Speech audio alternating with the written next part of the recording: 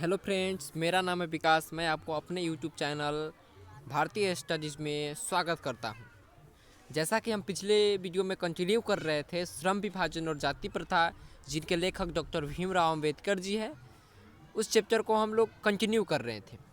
उस चैप्टर में हम लोगों ने तीन पैराग्राफ को पढ़ा था, जिसमें पहले पैराग्राफ में डॉक्टर भीमराव अंबेडकर जी जातिवाद नामक विडंबना की बात करते हैं तथा श्रम विभाजन और जाति प्रथा में अंतर स्पष्ट करते हैं। दूसरे पैराग्राफ में हम लोगों ने पढ़ा कि जाति प्रथा में श्रम का विभाजन स्वेच्छा पर निर्भर नहीं होता है। इस चीज़ को हम लोगों ने पढ़ा। तीसरे चैप्टर में हम लोगों ने सबसे महत्वपूर्ण बात इस चीज़ को पढ़ा कि डॉक्टर भीमराव अंबेडकर जी कहते हैं कि भारत की जाति प्रथा बेरोजगारी का प्रमुख एवं प्रत्यक्ष कारण बनी हुई है। इसको हम लोगों ने पढ़ा क्योंकि यह मनुष्य की रुचि पर आधारित नहीं प्रथा है। इसमें काम का बंटवारा जन्म के पूर्व भी निर्धारण कर लिया जाता है। तीसरे पैराग्राफ में हम लोगों ने यह चीज़ को पढ़ लिया है। आज हम अगले पैराग्राफ चौथे पैराग्राफ को पढ़ने वाले हैं, कंटिन्यू करने वाले हैं, जिसमें डॉक्टर भीमराव अंबेडकर जी जाति प्रथा के और जाति प्रथा के श्रम विभाजन की चर्चा करते हैं, जिसमें डॉक्टर भीमराव अंबेडकर जी जाति प्रथा की श्रम विभाजन की चर्चा करते हैं।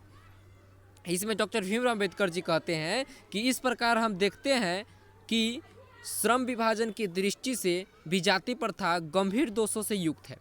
मतलब डॉक्टर भीमराव अंबेडकर जी का कहने का अर्थ है कि यदि जाति प्रथा के श्रम विभाजन की दृष्टि से भी देखा जाए, यदि जाति प्रथा यानी कि जाति प्रथा का मतलब आप लोग जानबे करते हैं कि काम के आधार पर व्यक्तियों का बंटवारा, तो वही डॉक्टर भीमराव अंबेडकर जी कहते हैं कि यदि इस प्रकार से भी यदि देखा जाए तो जाति प्रथा डॉक्टर भीमराव अंबेडकर जी कहते हैं कि श्रम विभाजन से भी यदि जाति प्रथा को देखा जाए तो यह गंभीर दोषों से युक्त है। इसमें बहुत सारे दोष है क्योंकि यह मनुष्य की स्वेच्छा पर आधारित विभाजन नहीं है। जन्म से ही पूर्व आदमी के पेशे का निर्धारण कर देते, यानी कि यह गंभीर दोषों से, बहुत सारे दोषों से युक्त प्रथा है। जाति प्रथा का श्रम विभाजन मनुष्य की स्वेच्छा पर निर्भर नहीं रहता। कैसे गंभीर दोषों से युक्त है? क्योंकि यह जाति प्रथा का जो श्रम विभाजन है, काम का बंटवारा है, जो जाति प्रथा में काम का बंटवारा किया जाता है, वह मनुष्य की स्वेच्छा पर निर्भर नहीं करता है। मतलब स्वेच्छा मतलब इच्छा पर नहीं निर्भर करता है कि मनुष्य की अपनी इच्छा क्या है, उस पर डिपेंड किए बिना उसके काम का बंटवारा कर देती है।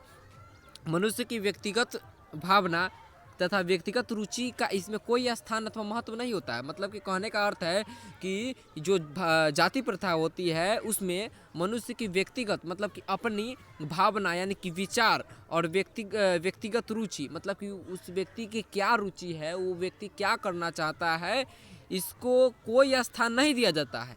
मतलब इसको कोई स्थान नहीं दिया जाता है और महत्व भी नहीं दिया जाता है और सीधे उसके काम का बंटवारा कर दिया जाता है। इस आधार पर हमें यह स्वीकार करना पड़ेगा कि आज के उद्योगों में गरीबी और उत्पीड़न की सबसे बड़ी समस्या नहीं जितनी यह है कि उन लोगों में निर्धारित कार्य की अरुचि के साथ केवल व्यवस्था से करते हैं। डॉक्टर भीमराव अंबेडकर जी आगे कहते हैं कि यह स्वीकार करना पड़ेगा, मतलब डॉक्टर भीमराव अंबेडकर जी कहते हैं कि इसे आपको मानना पड़ेगा कि आज के उद्योगों में, मतलब काम धंधों में गरीबी, आज जो भारत में गरीबी देखी जा रही है, उद्योग धंधों में जो गरीबी देखी जा रही है और उत्पीड़न, इतनी बड़ी समस्या नहीं जितनी यह है कि बहुत से लोग निर्धारित, मतलब कहते हैं डॉक्टर भीमराव अंबेडकर जी कि आज के उद्योगों में गरीबी और उत्पीड़न इतनी बड़ी समस्या नहीं है जितनी कि यह बहुत से लोगों को निर्धारित कार्य के और रुचि के साथ करने के लिए विवश करते हैं। मतलब डॉक्टर भीमराव अंबेडकर जी कहते हैं, साफ अर्थों में समझने का प्रयास कीजिए कि डॉक्टर भीमराव अंबेडकर जी कहते हैं कि आज के उद्योगों में गरीबी और उत्पीड़न से भी बड़ी समस्या भारत की जाति प्रथा है, जो मनुष्यों की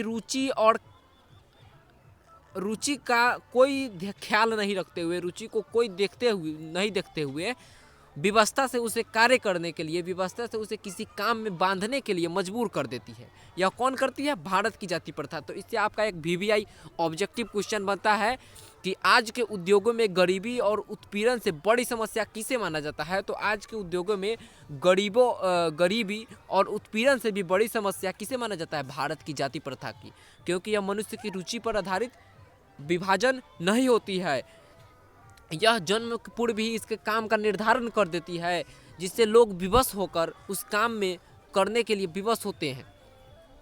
ऐसी स्थिति स्वतः मनुष्य के दुर्भावना से ग्रस्त होकर चालू काम करने के लिए प्रेरित करती है। डॉक्टर भीमराव अम्बेडकर जी कहते हैं कि अगर ऐसी स्थिति उत्पन्न होगी कि मनुष्य विवशता पूर्वक किसी काम को करे और अरुचि के साथ करे, तो स्वाभाविक है कि मनुष्य दुर्भावना से ग्रस्त होकर चालू काम करने लगेगा। मतलब कहने का अर्थ है कि वह व्यक्ति अगर विवश होकर किसी काम को कर रहा है, मतलब मान जाइए कि आपको अगर विवश होकर मैंने पढ़ाना शुरू कर दिया कि नहीं तुमको पढ़वे करना है तो पढ़वे करना है, और आपकी स्वेच्छा है ही नहीं कि मैं पढ़ूंगा, तो आप ही सोचिए आप क्या करिएगा, विवश होकर पढ़िएगा ना। तो विवश होकर पढ़िएगा तो क्या कीजिएगा, आप ही बताइए। विवश होकर पढ़िएगा तो आपके पढ़ने में मन दिल नहीं लगेगा, और रुचि के साथ आप पढ़िएगा, आपको पढ़ाई में कोई रुचि नहीं लगेगा, और रुचि के साथ पढ़िएगा और पढ़ाई नहीं कीजिएगा, चालू पढ़ाई कीजिएगा, मतलब कि झूठ फूट के पढ़ाई कीजिएगा और उस पढ़ाई से होने जाने का कुछ है ही नहीं, ऐसा पढ़ाई आप लोग कीजिएगा। इसका मतलब यही स्पष्ट होता है। वही बात भारत की जाति प्रथा में है, जो कि मनुष्य को विवशता पूर्वक किसी काम को करने के लिए मजबूर कर देती है, जिससे वह मनुष्य विवश होकर उस काम को करने के लिए मजबूर होकर काम को करता तो है, लेकिन वह उस काम को चालू तरीके से करता है, टालता है कि किसी तरह से यह काम हमसे उसको रुचि है ही नहीं उस काम में, तो इसलिए वह काम को टालते रहता है, काम को प्रेरित करता है। ऐसी स्थिति में जहाँ काम करने वाले लोगों का न तो दिल लगता हो और न दिमाग, कोई कुशलता कैसे प्राप्त की जा सकती है। मतलब कि कहने का अर्थ है कि जैसे कि हमने आपको ज़बरदस्ती पढ़ाना शुरू कर दिया, एकदम दबाव डालकर पढ़ाना शुरू कर दिया, तो आप क्या कीजिएगा, पढ़ाई तो कीजिएगा लेकिन कोई कुशलता पूर्वक नहीं कर पाइएगा, आप कोई महारत हासिल नहीं कर पाइएगा। यही कहने का सेंस है कि मतलब यदि किसी भारत की जाति प्रथा मनुष्यों को विवशता पूर्वक किसी काम को करने के लिए मजबूर कर देती है, जिससे कि वह क्या करता है, जिससे कि वह कति करता है, जिससे कि वह उस काम को चालू तरीके से करता है तथा वह कुशल नहीं बन सकता है। यह कहने का अर्थ है इस बात में, वह कुशल काम को नहीं कर सकता है। वो ठीक उसी प्रकार जिस प्रकार हमने आपको पढ़ाई में ज़बरदस्ती पढ़ाना शुरू किया, तो आप कुशल पढ़ाई नहीं कर सकते हैं, आप अच्छी तरह से पढ़ाई नहीं कर सकते हैं और अच्छे आदमी नहीं बन सकते हैं, किसी पोस्ट पे नहीं जा सकते हैं, क्योंकि आप चालू तरीके से कर रहे हैं। वही बात इसमें भी कही जाती है। यह एक निर्विवादित रूप से सिद्ध हो जाता है कि आर्थिक पहलू से भी जाति प्रथा हानिकारक प्रथा है। मतलब कि कहने का अर्थ है कि यह निर्विवादित, बिना विवादित रूप से यह सिद्ध हो जाता है। इस पर कोई विवाद नहीं करने की आवश्यकता है कि ऐसा है कि नहीं है, इस पर कोई विवाद करने की आवश्यकता नहीं है। यह आर्थिक रूप से भारत की जाति प्रथा हानिकारक प्रथा है। मतलब आर्थिक रूप से भी कैसे, तो मतलब रुपए पैसे से संबंधित भी प्रथा, मतलब कोई व्यक्ति रुचि के साथ कोई काम को करबे नहीं करेगा तो वह कुशल नहीं बनेगा, तो पैसा कहाँ से कमाएगा, मतलब वही बात है। तो यह आर्थिक रूप से भी हानिकारक प्रथा है। आगे डॉक्टर भीमराव अम्बेडकर जी कहते हैं, तो क्या कहते हैं, क्योंकि यह मनुष्य की स्वाभाविक प्रेरणा, रुचि और आत्मशक्ति को दबाकर स्वाभाविक नियमों में जकड़ कर निष्क्रिय बना देती है। मतलब डॉक्टर भीमराव अम्बेडकर जी का कहने का अर्थ है, क्योंकि यह मनुष्य की स्वाभाविक, मतलब उसके स्वभाव के ऊपर प्रेरणा, रुचि, मतलब वह क्या करना चाहता है, तथा आत्मशक्ति, उसकी आत्मा, उसका क्या शक्ति है, उसकी आत्मा क्या करनी चाहती है, उसको दबा देती है। तथा अस्वाभाविक, बिना स्वभाव के, उसका स्वभाव क्या है, वह क्या करना चाह रहा है, नहीं करना चाह रहा है, इसका निर्धारण किए बिना ही उसे एक निष्क्रिय कड़ी में जकड़ देती है। ठीक। आगे डॉक्टर भीमराव अम्बेडकर जी कहते हैं कि अब मैं समस्या के रचनात्मक पहलू को लेता हूँ। मतलब कि यह जो भारत की जाति प्रथा नामक समस्या बनी हुई है, भारत में यह जो जाति प्रथा जैसी समस्या बनी हुई है, इसकी रचनात्मक या कि इसकी संरचना भारत में कैसी है, या किस तरह से समाज को जकड़े हुआ है, इसको आगे डॉक्टर भीमराव अम्बेडकर जी समझाते हैं। मेरे द्वारा जाति प्रथा की आलोचना सुनकर आप लोगों को मुझसे यह प्रश्न करना चाहेंगे कि यदि जातियों के विरुद्ध में मैं हूँ, तो फिर मेरी दृष्टि में आदर्श समाज क्या है। डॉक्टर भीमराव अम्बेडकर जी कहते हैं कि जो जाति प्रथा का संरचनात्मक पहलू है, समाज कैसा है जाति प्रथा में, उसके द्वारा कहते हैं डॉक्टर भीमराव अम्बेडकर जी, जिसकी हमने आलोचना किया, उस पर आप प्रश्न पूछेंगे कि यदि जाति प्रथा खराब प्रथा है तो आपके नज़र में, जो यह प्रश्न पूछते हैं लोग कि आपके नज़र में जो जाति प्रथा है उसके विरुद्ध में आप जो है, तो आप ही बताइए कि आपके नज़र में आदर्श समाज यानी कि अच्छा समाज क्या है, जिसमें भाईचारा।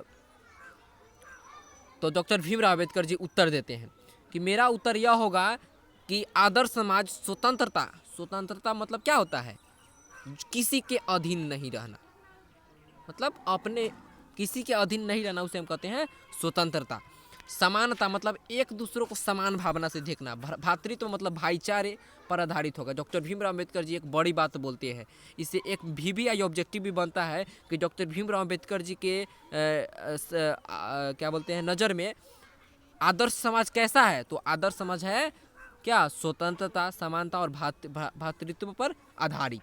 कैसा, भातृत्व पर आधारित। मतलब डॉक्टर भीमराव अम्बेडकर जी कहते हैं कि जाति प्रथा को यदि हटा दिया जाए भारत से, भारत को यदि आदर्श समाज की श्रेणी में डालना है तो हमें इस समाज में स्वतंत्रता, समानता और भातृत्व की भावना उत्पन्न करनी होगी। क्या यह ठीक नहीं है? भातृत्व अर्थात भाईचारे, मतलब हम जैसा कि हमने आपको बताया कि भातृत्व का अर्थ होता है भाईचारा, तो को क्या आपत्ति हो सकती है?